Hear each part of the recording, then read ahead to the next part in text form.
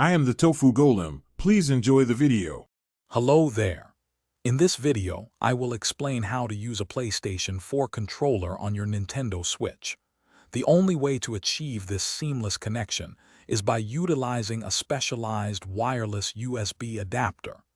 This simple device acts as a bridge, allowing your preferred PlayStation 4 controller to communicate with your Nintendo Switch. It's a fantastic solution for those who find the standard Joy-Cons a bit small or simply prefer the ergonomics of the DualShock 4.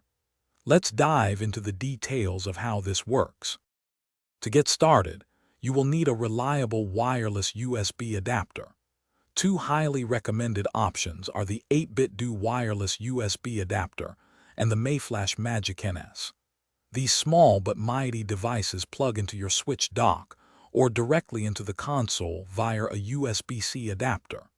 They essentially trick your Nintendo Switch into thinking your PlayStation 4 controller is a Pro controller. Remember to regularly check for and install firmware updates for your adapter to ensure optimal performance and support for new features.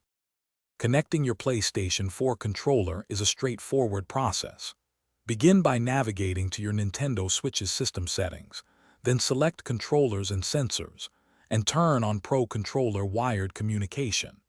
Next, plug your wireless USB adapter into an open USB port on your Switch dock. Now, grab your PlayStation 4 controller and simultaneously hold down the PlayStation button and the Share button until its light bar begins to flash. Finally, press the small sync button on your adapter, and after a few moments the devices will pair. Once paired, your Nintendo Switch will seamlessly recognize your PlayStation 4 controller as a Pro controller.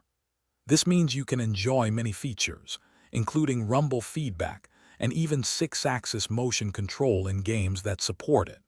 However, please note that the Switch typically will not display the exact battery life of your PlayStation 4 controller.